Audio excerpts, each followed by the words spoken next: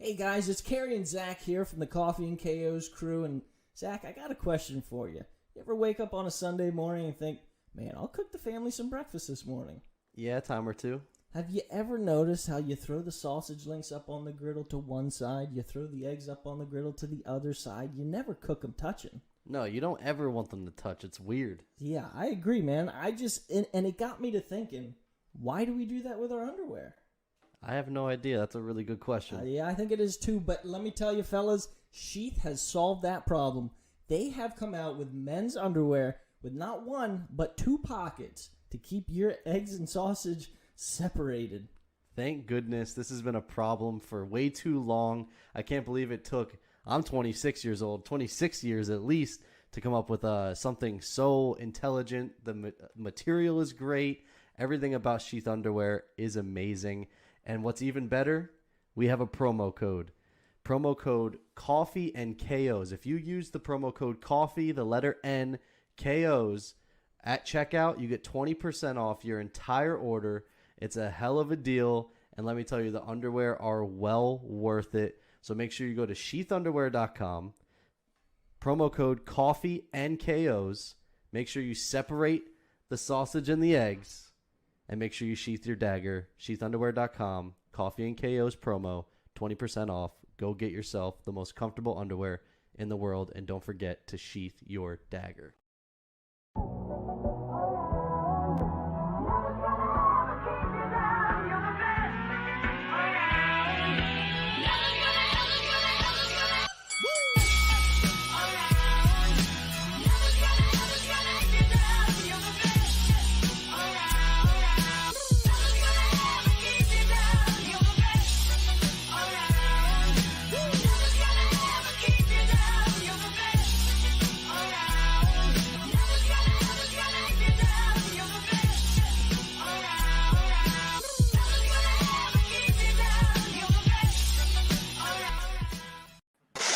Ladies and gentlemen, welcome back to another episode of the Coffee and KOs podcast, another recap show. And all I have to say is Kevin Holland is a freaking douchebag.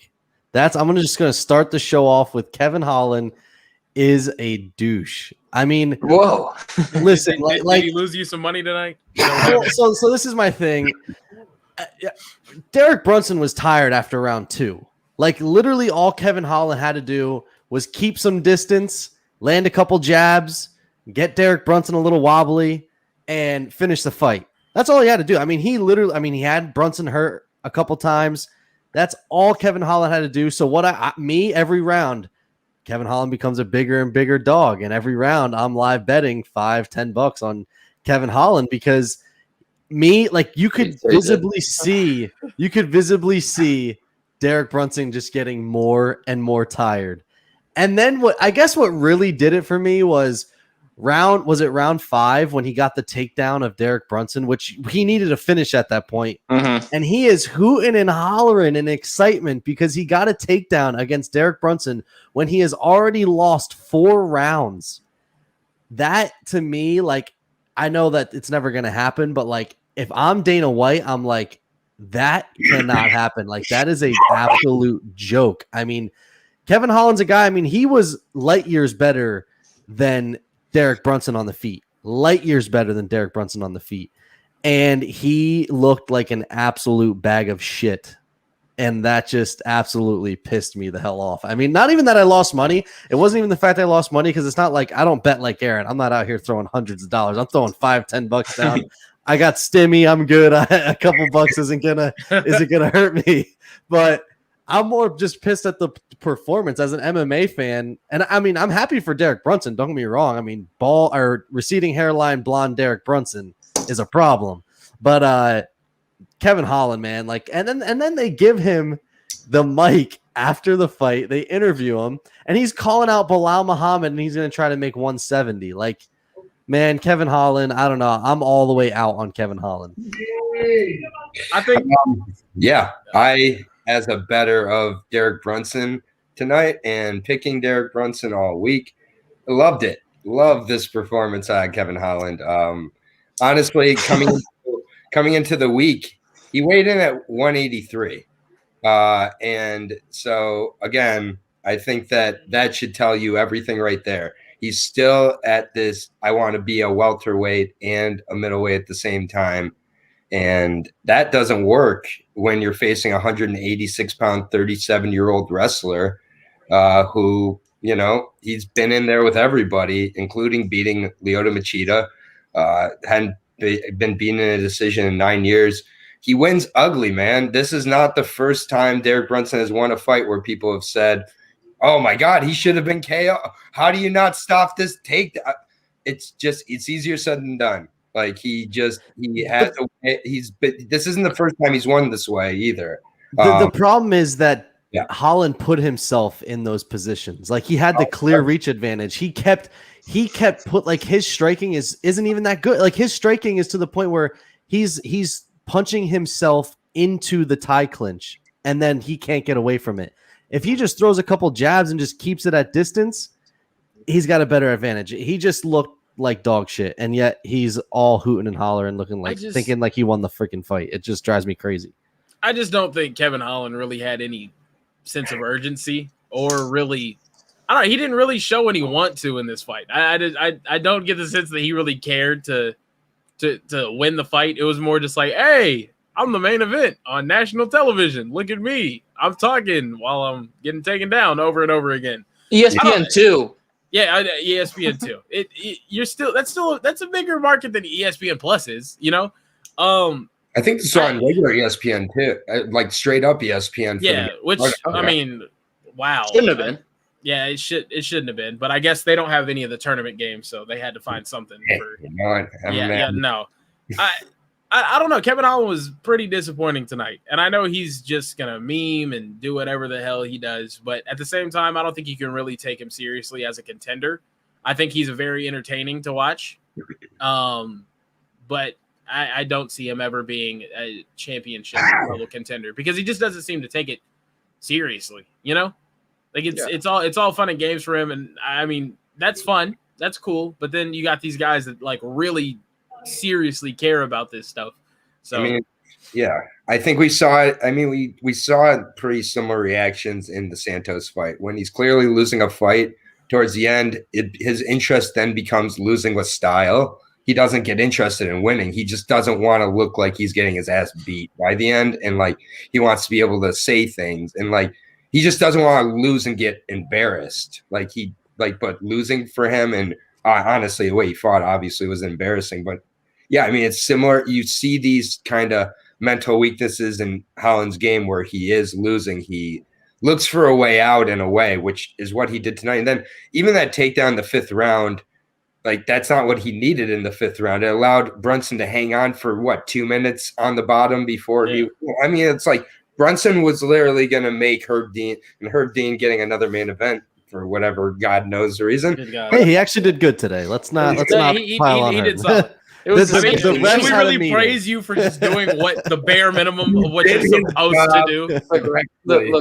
In a fight where there were no like dicey spots, he nailed it.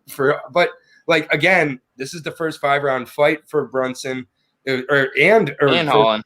And for Holland, which I didn't actually realize going into this. I thought Brunson had done 5-round fights before, but like the thing with 5 rounds is it gives you a lot of time to show all of the deficiencies especially in your mental game.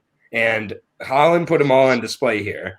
And the UFC is probably still going to treat him well because now people are tweeting about him and wanting to see him and talk about him. And you saw the Instagram today. He gets his viral moment. Every time he goes out there. His Instagram today was all what he said in the cage during cage fights. And I think he must have been watching UFC's Instagram today and been like, I'm going to talk to Khabib. That's going to be great. That's going to be awesome. I think we're taking away. I mean, it's fresh on our mind. We're taking away from a great card tonight. Overall, really good. But the thing that frustrates, I think, all of us is that Brunson didn't do anything to impress us, and it was just more of Holland not performing. But the real question is how much storage does Khabib have on his phone? Because he damn near recorded the whole fight. Oh, yeah, he was right there, he was loving the it whole time. He was loving it. He's going and showing Umar and all the rest of the crew. He's like, "You do not fight like this." He's like, this guy's an idiot, bro. He's showing all of his friends. Yeah, I just, man, I'm more upset just because it's just Kevin, like, just so disappointing, and like, you see guys when they lose, like, people literally live for this sport, and when they lose, they get demoralized, and to see someone just literally not give a shit. Like, he is gonna sleep fine tonight and just not care the entire time. The entire time. That is hysterical. He's sitting right next to David. He's just like, Damn. That is a great comment. David just looks at him like, so this is why you're He retired. recorded the whole fight. He was there every round recording. So much money and Steady screaming. hand, too. Kept that angle consistent. He's like, I ain't no shaky cam here. That's how you know how shitty that fight was when we're talking about Khabib recording the freaking fight and the fact and how much storage Khabib has on his phone, because I mean, it's just I don't know, man. I take that boring-ish main event very lightheartedly, because this card was what were you expecting? If you expected anything from this card, you were expecting too much. You know what I'm saying? Oh, yeah, there was yeah. literally zero fights on this card with serious divisional implications. I mean, maybe Kevin Holland was going to be the guy if he won, but I mean, I know Macy Chiasson and Marion Renault are ranked, but I mean, let's be for real. There's They're only not going two. anywhere. Yeah. Let's be for real. There's only 2 ranked fighters on this entire card, and they were in the main event. I mean, I thought it was a good. I thought it was a good night of fights. There were 6 knockouts tonight. Yeah, I do think that the card was definitely overperformed. It does feel like kind of like a derailed week when you go like 2021. Let's just be honest, has been an absolute crazy year for MMA already. For the UFC in particular, like, it's been a crazy year. So then you get a card like this, and on paper you're like, damn, this recap's gonna freaking blow. Like, it's gonna be a boring one. But it was a really good card, and I don't want to dwell too much on Kevin Holland. It was just, that was the only fight, as you're saying, that really had serious implications as far as, divisional ranks and everything else. So I mean, we can move on from Kevin Holland. The only other one that I think that really kind of made a name for themselves for potentially like really moving up is Adrian Yanez, guys. Like, Yanez is gonna be an absolute problem. He was the final leg in the cafe parlay. The cafe parlay hit, so I did win at least one bet today. So the money that I lost, the money that I lost on Holland was actually house money, so that's all right. But yeah, Yanez that dude's hands and his striking are legit. That knockout was flush. I think he's going to be a real problem. I forget who he called for after the fight. It was someone Aaron Maines. No, I know who it is. I can't think of the name now. But I think that would be a really good fight. I can't remember the name right now. But yeah, Yanez for me, hats off to him. He looked incredible tonight. I think that was one of my bigger performers, I feel like, on this card. Yeah, 135 stacked from top to bottom. Just add another name to it. I mean, Yanez is just he's been incredible, even from his debut on the Contender Series to now. So he's a real deal, and the ref hooked him up by stopping that real quick, giving him a highlight. That highlight one and done. He didn't have to go in with like the couple hammer fists, and like then the ref was like, no, he gave him the swinging for it, knockdown. Like, technically too early, but it was so clean. It's like, we're gonna just live with it. I'm just going to say last thing on main event, Brunson, or probably not the last thing, but Brunson Costa, make it happen. He called him out. And it's not that Brunson did anything wrong. It's just equal disdain. Go ahead and fight each other. I don't care who wins. Get rid of one of these guys. Get rid of one of these guys. Costa's going to murder him. Yes. Make it happen. Just make it happen. Yeah, that's not fun. But I mean, I'm down. Do you think that Brunson has to keep the blonde hair? I feel like he has to. Yeah, That's too. You have to. Yeah, you've beaten 2 up and coming prospects with the hair, so you just got to keep it.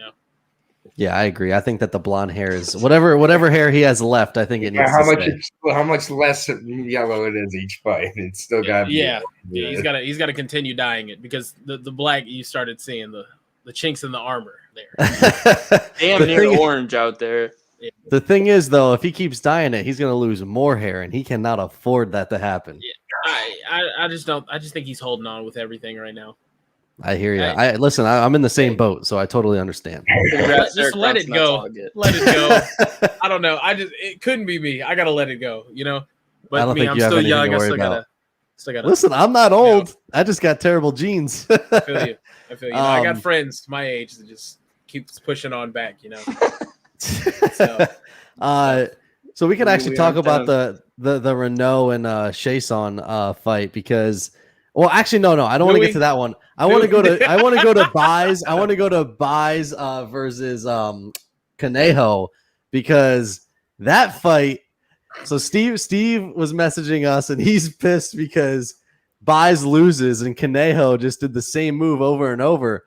But I'm sorry, the Buys family overhyped, man. I think that they are severely have overhyped. Right. Yes, they had hype. No, Wow. JP, they were high on JP, who I didn't even like in the Contender Series. He was at the Contender Series twice. Took him 2 times to get a contract. Every time it takes someone 2 times, they're not that good. Yeah. And then Cheyenne Buys, they were super high on her. And I'm sorry, but she could not stop the throw at all, the judo throw. Like every single time she got it, she must have been 5 for 5 on that. Conejo's entire game plan was centered around that head and arm throw. That was it. And that's like a position that a blue belt is able to escape from. It is not a position that you see professional high level MMA in, let alone high level MMA that's over a -200 favorite. Which, again, you could have gone Montserrat at +300 if you got her. Like, that's insane to me. And JP Bays gasses after 2.5 minutes. As a 125er, I will fade that all day long. Got knocked down in the second round. He's gotten finished in the second round in, I think, 3 of his 4 losses now. Was finished in the third round also. It's just, you don't want a 125er who gasses after a round. Like He's way too slow and way too flat-footed for that division. I just thought it was hilarious that they were marketing him as this Olympic hopeful wrestler from South Africa, and then he spends the majority of the grappling exchanges off of his back and then gets starched whenever he gets back up on the feet. It was a bad night for the Bays family, but to be honest, I don't think either of them are UFC level. No. She has decent striking, but when you can't escape, the judo throw, like that's really, really bad. I mean, she was manhandled, and then the end of that fight was more electric than the whole entire fight because you had apparently Conejo spit on her, and then what's funny is I saw this tweet. It was Cheyenne Bays says, "I'll find out where you live," and then I'll follow you home. And then someone tweeted a picture of her in the judo throw, saying when she reaches Conejo's home. What are you gonna do? You just fought, like you just had a mixed martial arts contest. What are you gonna do differently?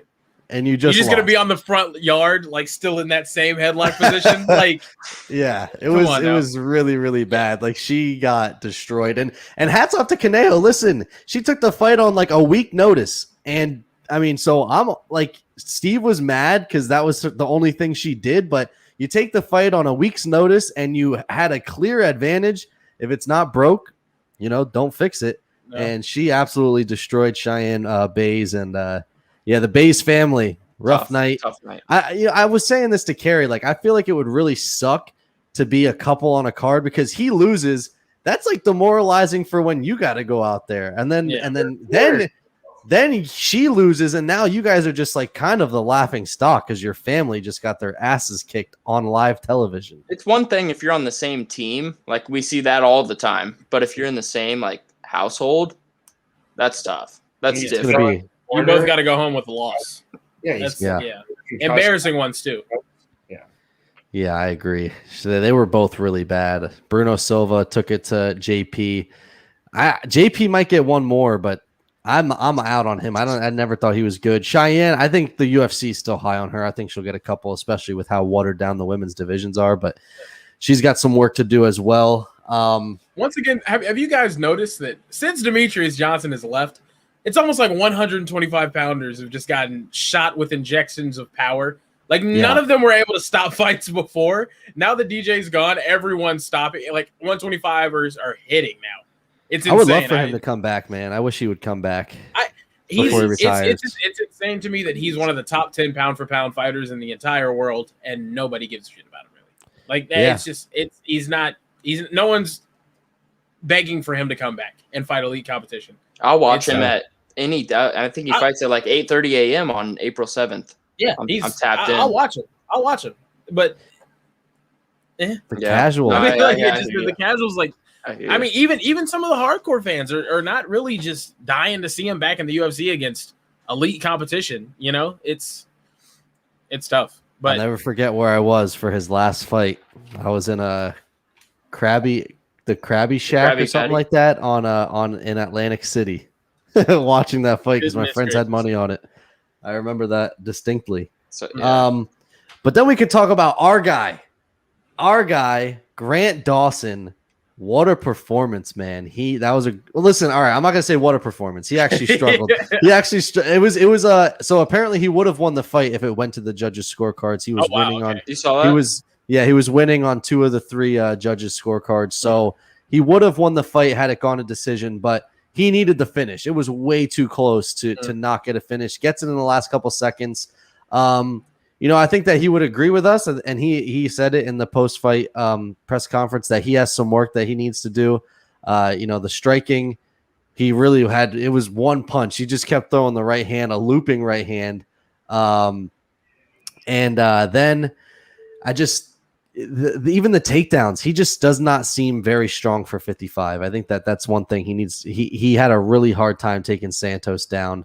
So yeah, I almost wish he would move down a weight class. I don't think he will, but I wish he did. I think he had a really, really hard time taking Santos down. Yeah. I think it's in the best interest of his career to move back down. I know these weight cuts are tough, You never know what someone's dealing with, especially with these weight cuts. But that sort of performance against a older gentleman, 40-plus-year-old. Two people on this card, a 41-year-old and a 43-year-old. Yeah, they crazy. Did well too. Yeah, I mean, listen, I will say for 41 and 43, they're moving a lot better than I'll be moving at 41 and 43. I could tell you guarantee. Yeah, guarantee 100%. But yeah, I think it's in his best interest to go back down to 145. I think his striking looked a lot better tonight. I think he showed a lot of improvements tonight, like that spinning heel kick at the end of round 2. That nice, caught me from left field. I was like, holy shit. And he hit and he landed it too. Yeah. And then he's really strong on top. So if he gets you to the ground, it doesn't matter if you're a 55er. It's just what you saw. What we all saw was him struggling to get it there.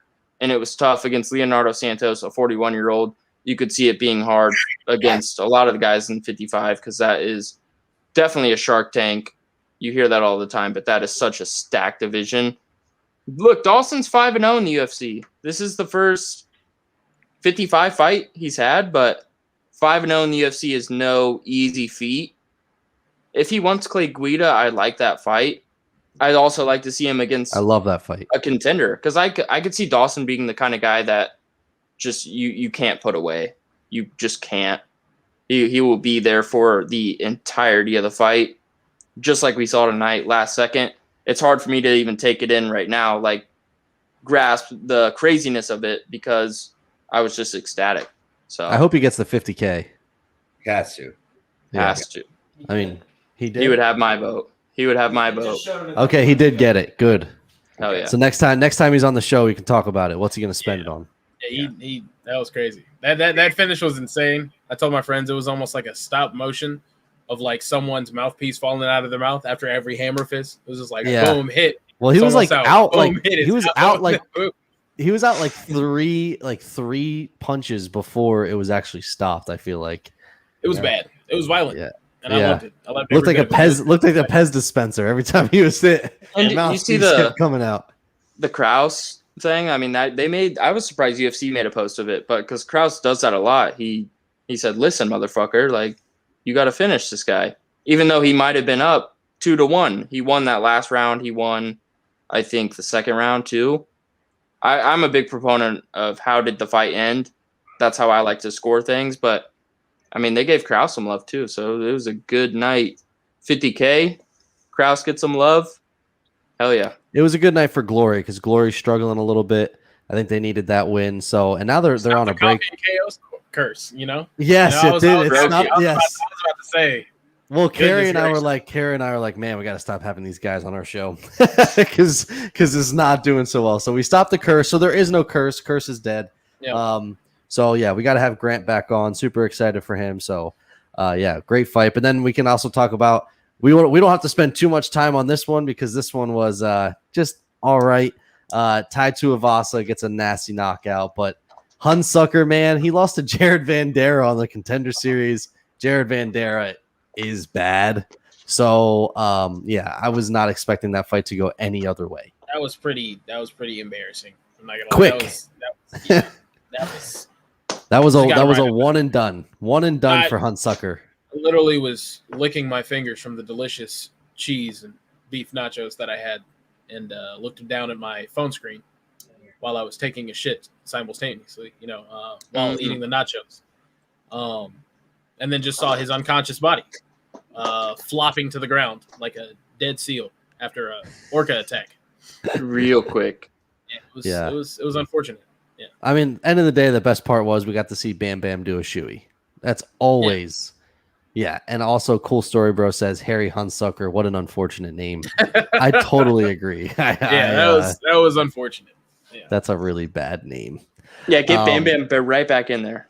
Get him in there. Yeah. He called someone out too, I think, he said he wants to fight. He's like, I miss my son, but I just want to bang.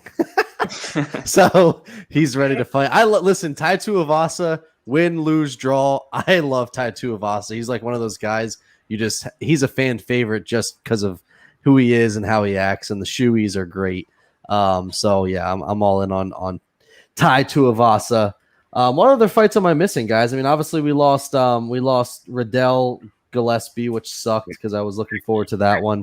Really good against Kenan Song in the Yes, Max Griffin. Yeah, but the only thing with Griffin is, man, his gas tank sucks. Like he was breathing so heavy, and the fight lasted 2 minutes, and he could barely breathe while he's in the freaking post-fight interview. He never quits. Max Griffin never quits. I mean, Mike Perry's my guy. You beat Mike Perry. I'm watching you now. I got my eyes on you. Yeah, I mean, he's looked good ever since then, and they said it pre-fight he had a kid, I think. Maybe a new Max Griffin. I don't know much about Kenan Song. I did not know much about him coming into this fight. So that's why it was an easy pick for Max Griffin. But I think you don't see a lot of Max Griffin finishes. So it must have been pretty easy out there for him tonight. I mean, he knocked the guy's ear off last fight. So he got to finish last fight. Did he finish him, though? Or was that that fight was called because the dude's ear was hanging by a thread. Wide open. Yep. That was disgusting. Yeah. I thought it was an impressive victory by Max Griffin, Like you said about the kid, I'm glad John Anik wasn't commentating, so we wouldn't have to hear about custody battles or something like that. But, no, I thought it was impressive. The only thing that just took me out was the celebration. I mean, he tried to do like the laying down thing, but he did it just like square. Just like you lay to the side. Like you don't just and then he gets up and tries to do the sleep, and then I'm sorry, I'm respectful again. Like it was just lame. It was just very forced and pretty lame, but you got to make the most of those moments. You can't be known for having a shitty post-fight win celebration. Another one was Montel Jackson. He got a knockout against a late replacement too. Another one and done. Yeah, it's just this fight card. Just man, there's a lot of really big mismatches, and then the ones that went. This was a regional MMA card. I'll say that much. If you guys have ever watched LFA, this resembled LFA energy so much. And then I do well on it. That would make. That's why I did well on it. Exactly. No, but the Montel Jackson finish, it was a UFC fighter going up against someone that's not UFC caliber at all. And he finished him just like that. But then after the fight, I mean, I understand you didn't beat anyone special, but just show some sort of charisma. He was just like, what do you want next? I don't know. Go heel. And like no personality was shown whatsoever. I was like, dude, you just starched someone on national television. Please do something more. Like how he felt, he's like, good. Yeah, no, just no personality whatsoever. It's just, I feel good. Yeah, it upset me. I was like, man, come on now. Can we do something? Kevin Holland in his PR corner. Yeah, he's a tough fight for a lot of dudes. Agreed. I think though, yeah. Yeah, Montel Jackson's gonna be good. Max Griffin, he called out. I can't remember any of the call outs today, but I know he called someone out too. That he wants to fight. So I like Griffin. I think Griffin's good. It's just the gas tank thing. He gets someone in there that has a chin that can also strike. I think you get to round 2, he starts to struggle a little bit. So I think he needs to work on.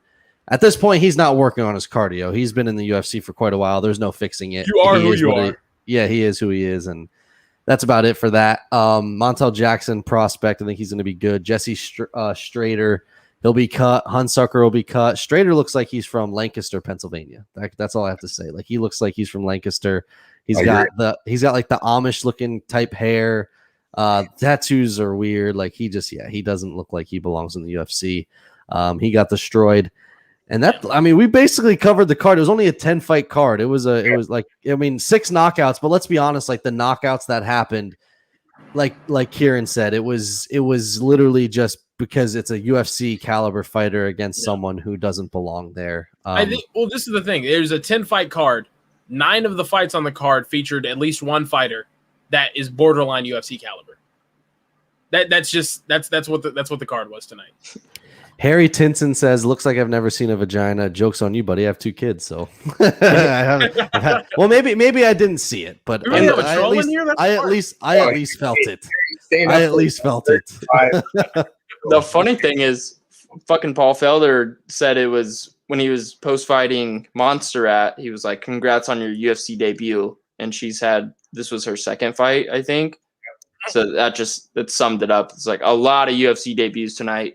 A lot of unsuccessful but she was successful, and then the end of that fight was crazy. That got me hyped up. I'm not gonna lie. I love when the fight continues after the fight. It gets me hyped up. You don't see it that much. You don't see it that much because normally it's like a respect thing. MMA is all about respect. Sometimes you got to throw it out the door, and I loved it. Cheyenne Byers was pissed because she sucked, and Conejo was like, "Yeah, you suck. Come mess with me."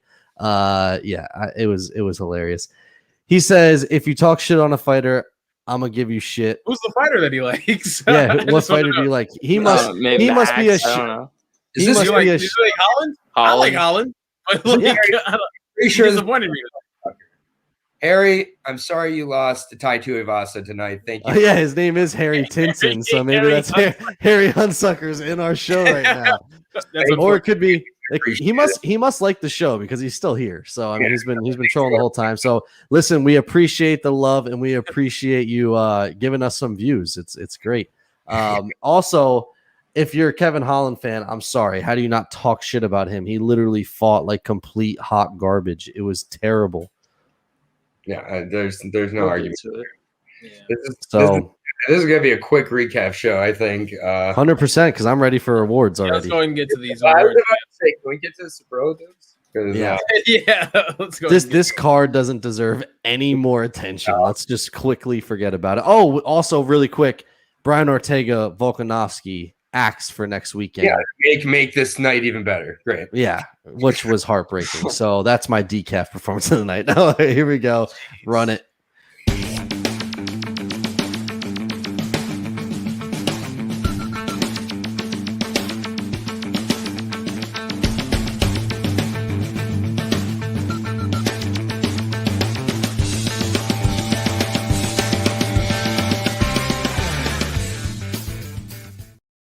Ladies and gentlemen, it's time for the Sheath superlatives of the night. Go to sheathunderwear.com. Use promo code Coffee N KOs. Get 20% off your entire purchase. Best underwear in the world. Do not forget to sheath your dagger. It is that time. First off, the Jacked on Caffeine performance of the night. We'll start with that. I am going to go. I'll go first, and then we'll just go in the circle here. I'm going Grant Dawson, guys. I got to go with my man, friend of the show, been on the show a ton of times. He breaks the Coffee N KOs curse for one, which I'm very grateful for. That was probably the most defining moment of the night for me. And yeah, the knockout, the 1 second left, the knockout, it was like kind of more entertaining because we didn't know if he was going to win or lose had it gone to decision. And yeah, I mean the hammer fist, the violence of Santos's mouthpiece, just it was like those cartoons where you hit the person in the stomach, it pops out of their mouth, back in their mouth, like it just, and he just kept every time he hit him, the mouthpiece comes out, goes back in, comes out, back in. And Santos, that was bad, man. That was a really bad knockout. It was so bad. It's really, really bad when they do the final thing where they raise Grant's hand and like he wasn't even there to join him. He was getting medical attention. So yeah, great performance by Grant to get the win. And hopefully we'll see him back in there soon. He hasn't really been that active in his career in the UFC, so I would love to see him fight a little bit more often. But it seems like at Glory they're very, very smart with their matchups. So and really kind of try to pick the right opponent. So yeah, I'm all in on Grant Dawson. Grant, atta baby, good job, and you get my jacked on caffeine performance of the night. You can go Josh, Kieran, and then Aaron. Okay. I'm surprised that's not your espresso shot, because that was a jolt of just force and explosion. So my jacked on caffeine was Yanez. He came in with his chin tucked, like ready for absolutely anything. It didn't matter what Gustavo, it didn't matter who the opponent was tonight. That's what I think bottom line is. He was going to beat whoever you put in front of him. He looked fantastic. And if there was like a really true contender that came out of tonight, Adrian Yanez definitely proved it to me that he deserves someone with a bigger name than what he got tonight, because he looked so good. And two pretty much viral knockouts, or just two pretty impressive knockouts. I really liked what I saw from Adrian Yanez. Like I said on a couple of shows ago, he tweeted when BKFC was on bare knuckle boxing, and he said, "This looks like fun." So this guy likes to get down and get dirty, striking. He's a fantastic striker. I love strikers in the UFC. Adrian Yanez, that was spectacular tonight. Absolutely. That's a good pick. I gotcha. My jacked on caffeine performance of the night is going to go to Montserrat Conejo. I just think it's hilarious that you just beat an opponent by just doing the same shit over and over and over again, and it can't be stopped. And then when the other person gets upset, you just spit in their face and flip them off. Loved it so much. Wow. Yeah. I mean, I'm looking at the rest of the card. I feel bad for you, Aaron. Go ahead, man. Yeah. I mean, Aaron the dog's jacked on caffeine performance is himself for cashing out on bets. Yeah, Himself. That besides myself, we're gonna have to double up on the Yanez smooth, performance. It was, he got hit a few times, obviously, and Gustavo looked really, really good to me in his last performance as well. I nearly picked Gustavo, actually. This was one of the fights I was really considering the underdog on, and I'm glad I didn't go with the underdog. But yeah, Yanez just all the way through until the finish, it was smooth sailing. I mean, I'm gonna give Grant a different award, but I wouldn't exactly give him the performance all the way through. It was a little bit Don't do it, Aaron. Don't do it. Don't do it. Don't say it. All right. Great pick. All right. Espresso shot of the night. Kieran, you can start it off. Go ahead. Espresso shot of the night. I'm probably just going to give it to Max Griffin. I mean, that one caught me by surprise. I wouldn't expect him to just put Song Kenan out with that flurry of punches right there. Loved it. Loved the knockout. Hated the celebration. That was my espresso shot of the night. Yeah. Aaron. I'm going Grant. I got to. Those shots to end it, it's that grab that coffee right before closing time. You got to start the espresso machine up. I used to work as a barista. It's the worst. We closed it down, and then someone walks in. It's like, I want a double pour over. Guy with right in time, though. We were still open. There was still time left in the fight.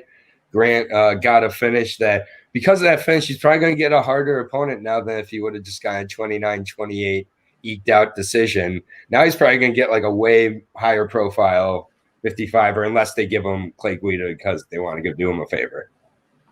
Oh, yeah. I love it. Grant Dawson absolutely jacked me completely. I almost said something sus right there. But say it. You won't say it. I was texting thinking like, man, maybe this is 10-8. Is this going to be a draw? And then the next thing I know, it's, punch after punch. Craziest finish of the night by far. Grant Dawson earned every bit of it. He's kind of different. I think he's a different kind of cat. I don't think you can put a guy in front of him that will take him out. It's going to be one of those, not lucky shots, but it's going to take like a big power shot to take out a guy like Grant Dawson because he is an absolute savage. He will be in your face for 15 minutes. And his striking's getting better. So that's kind of scary, I think. He's still young, only 27. I still 27 Dawson. Like that's what I mean. Crazy. Like I think by the time he gets, to ages 30, 31, he finally hits his prime. I think Grant Dawson really does have a chance to be a real problem in that division. He just, he's still young, still. That's why I don't really want them to rush him to like a huge Clay Guida, I think is a good matchup. Like I don't want them to do to him what they're doing to Edmund Shabazian and feed into just absolute killers. Not Montserrat? No Montserrat yet? None of those guys yet. I think that he needs to fight. Clay Guida is a perfect next fight. I think Montserrat makes sense. Do you think so? Now you see it's like it kind of makes sense. Montserrat, to be honest. So I think it makes sense. Yeah. Josh is Montserrat for president. He's ready to claim Montserrat the next champ. All right. My espresso shot of the night is going to go Adrian Yanez. The one punch finish. Just absolute savage. I mean, he sat down Gustavo 2 times. And the last one, I agree with Aaron. The ref made it look a little bit more pretty. He didn't have to do any follow-up shots. So because of that, I'm going to go Adrian Yanez, espresso shot of the night. He's like 135 Masvidal. He looks. That's just what they're like saying. Yes. Masvidal. Yeah. Oh yeah. Hold up. Let me switch my espresso. My espresso shot of the night was the last shot that Derek Brunson took to take down Kevin Holland because it ended the pain that was that main event. Just good God. I'm happy that happened. And I'm happy that it was over after that. That was my espresso shot of the night. I switch it. Okay. Action to Bruno Silva. All right, that's fine. That's a good pick too, Bruno Silva. Yeah. Yeah. But JP buys sucks. So Only 3, you gotta take them where you can get them. Oh, now Harry's gonna say something bad in the chat because I talk shit about another fighter. Leave Harry alone, which we're about to pick on him here in the decaf. Yeah, man. Decaf performance. There was a lot of choices for decaf performance of the night. We Was can there? hit on them all. You can have one and you can have an honorable mention if you'd like. So we'll let Aaron go first on this one. Harry Tinson and Harry Hunsucker are my decaf performances. Oh, they just throwing made shade at the chat. I'm blaming Hunsucker for why I've been yawning so much in this chat. Really? I've been drinking since 2:00 this afternoon because of tournament games. I just thought every shot Hunsucker took in that 48 seconds before he lost looked like it was the first time he'd ever been hit, whether it was the leg kicks, whether it was the punches, and then he finally just like flopped onto his Did you see him wear the one leg kick Bam Bam through and he like wincing like and then he just wears a shot following up and that just does it. Yeah. Oh my god, like Harry Hunsucker putting the suck in Hunsucker. How does like Brendan Fitzgerald or John Anik get like hyped up like when they do those like embedded videos before the fights start? How do they like Harry Hunsucker, hell of a fighter? Like in my mind, I'd be like Harry Hunsucker. They get paid a lot of money because that's the only way I'd be hyped about watching this card. Oh my god! The craziest part about it is that Tai Tuivasa wasn't even a minus 400 favorite against Harry Hunsucker. He was minus 350. Like, if you parlay Tai Tuivasa in all your parlays, which you should have been doing against Harry Hunsucker, it's just free value, like, and a decent value at that. Like, it's crazy. Yeah. You're picking Harry Hunsucker, man. It's Kevin Holland. It's Kevin Holland because, I mean, it's not a bad one. Back but off of that. Kevin Holland is the definition of doing too much. That's it. You know, Kevin Holland was just out there trying to do too much the entire fight, and you got unanimous by Derek Brunson, who didn't impress anything. You know, didn't really impress me. Tired after the first round. Who are you gonna give Derek Brunson to next? A guy that's already flatlined him? Yeah, that's what I'm saying. I think you give him the Paulo Costa and let them battle it out because nobody likes either of them. Let Paulo Costa drink more wine and then fight Derek Brunson. On a full bottle of wine, yeah. I still think he beats Derek Brunson. Listen, I'm piggybacking off of Josh. Mine's also Kevin Holland. Kevin Holland fought like absolute shit. And not even that, just the talking the whole entire time. Like, if you are going to talk that much shit, you need to make sure you win the fight. Like, you do not talk that much shit during the fight and then lose in every aspect of the fight. Like, that is just embarrassing. That is like, that's like going and talking shit to someone on the street and then just getting knocked out clean. Like, it doesn't work. It makes for a viral video. If I went out in public and I talked a ton of shit to somebody and then they knocked me out and someone recorded it, it'd be all over. Is World Star still a thing? If not, it'd be all over the internet somewhere. And so, like, yeah, that's exactly what he did. He just literally talked shit the entire time. Didn't do anything. I'm pretty sure one of the judges had it like a 10-8 round going against, which there could have been a couple because Holland really didn't do much. Yeah, I was not a fan of Holland. I don't think that he's going to be contending in that division. I think his best bet would be to try to move down. Harry Tinson said he was sloppy for sure, but why are you writing him off already?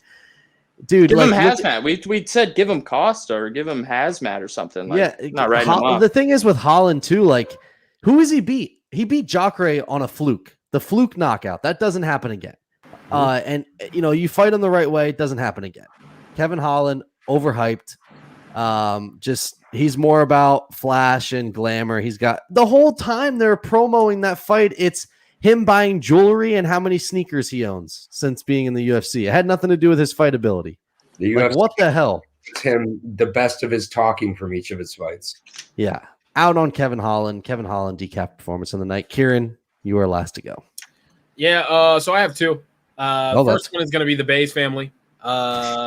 First off, your name is Bays. It's spelled Buys. I don't give a shit where you're from.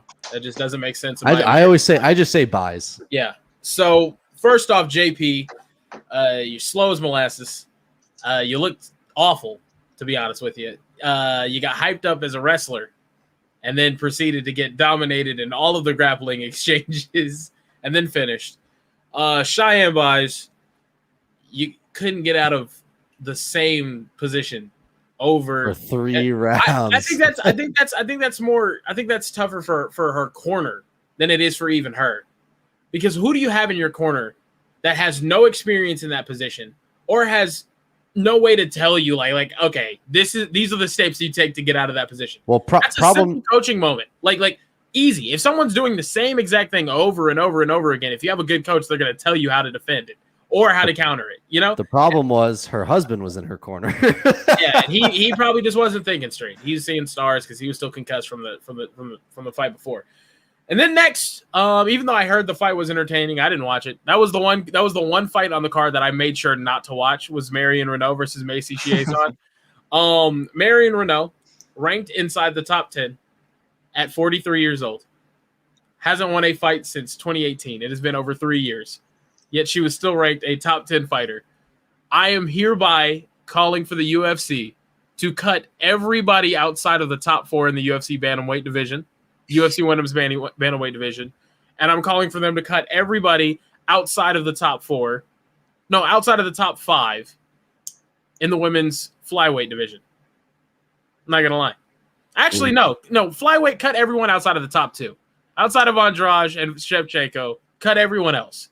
Because I have no interest in seeing it anymore. I'm tired. I'm sick and I'm tired of watching this piss poor, amateurish, awful ass performances. I'm tired of it.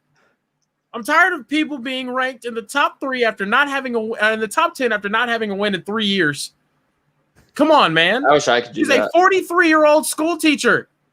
Literally, whenever people shit on women's fighters, I hate whenever they say, "Oh, she's a soccer mom." Marion Renault is literally a soccer mom. She's literally a school teacher. She's a soccer coach at some Brazilian elementary school, and she's still ranked inside the top 10. I mean, I'm not saying like just cut her because she's not entertaining.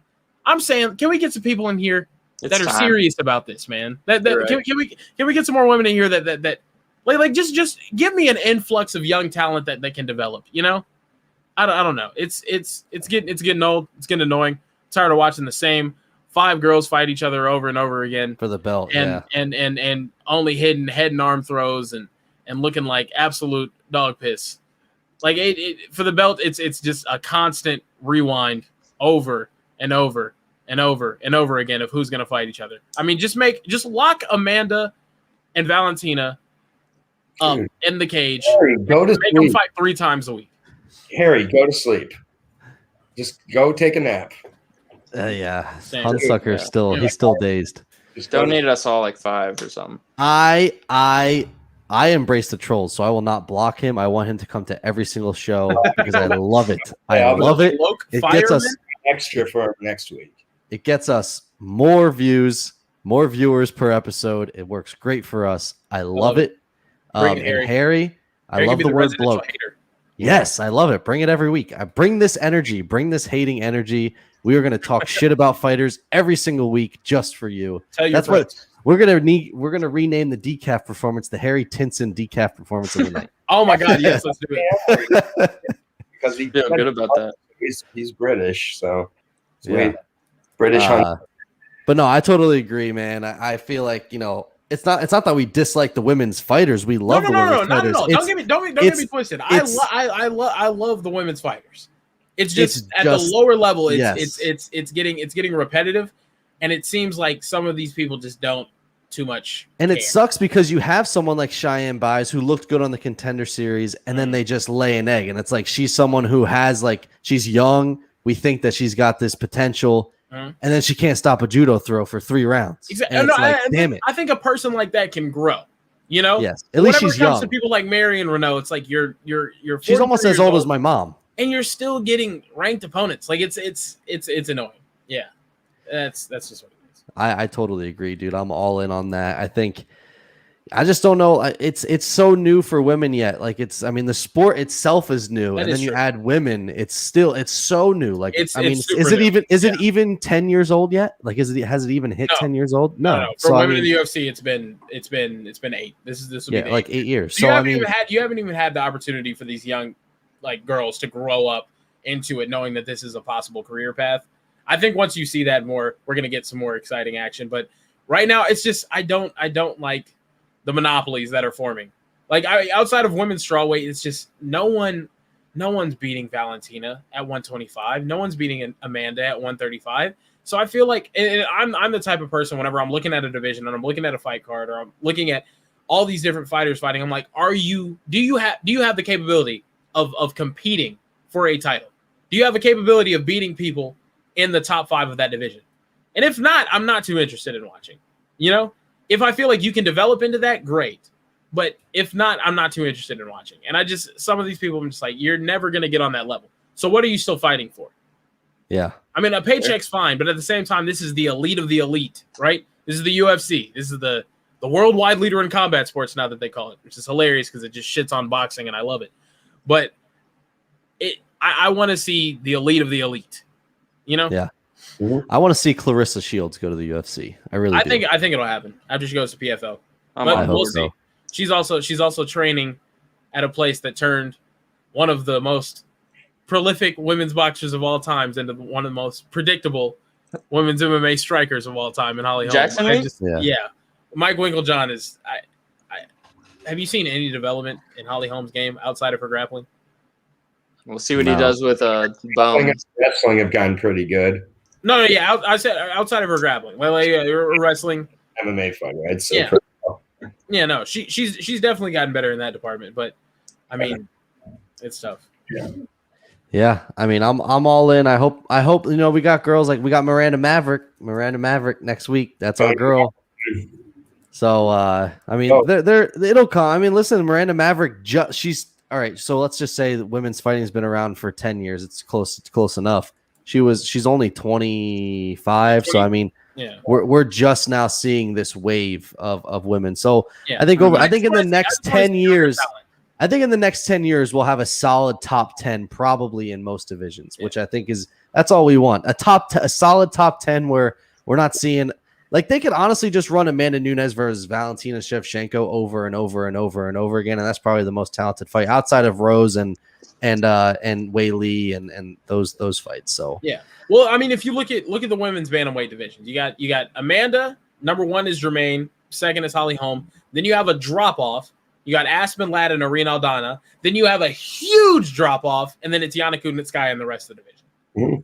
You know, it can break down a lot of divisions that way, though. Yeah. Like, no, you definitely can. But I think what I'm looking for is get outside the top 4. Like it's like even like it's just even lightweight. There's big drop offs in all divisions, and this is just like these are the youngest divisions because it's been around for 8 years. Yeah, I think what I'm looking forward to most is like I want an influx of talent, kind of like heavyweight has gotten, wherever they're like flushing out the old and bringing in the new. Because I think a big part of the problem is the same girls that debuted back in 2013, 2014 are still fighting now. Randa Marcos is fighting next week, and she's got a career record of 10-11.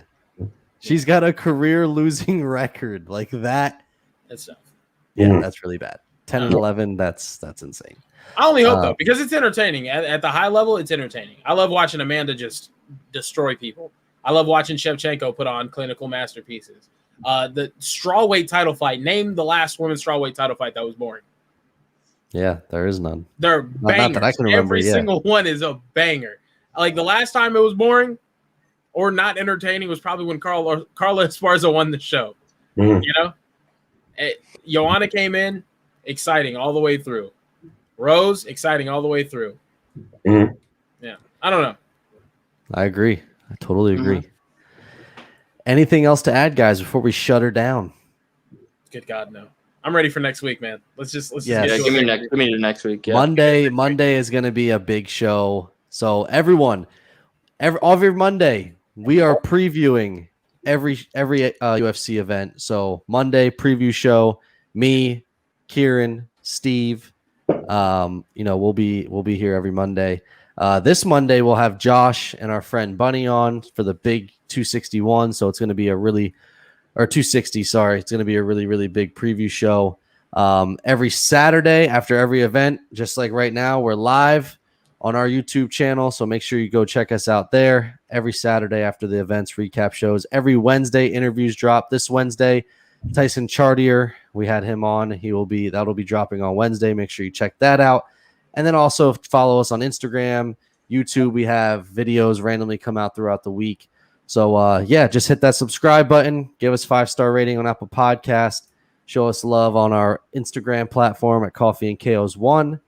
Make sure you check out Sheath Underwear. Use promo code Coffee N KOs. Get 20% off your entire purchase.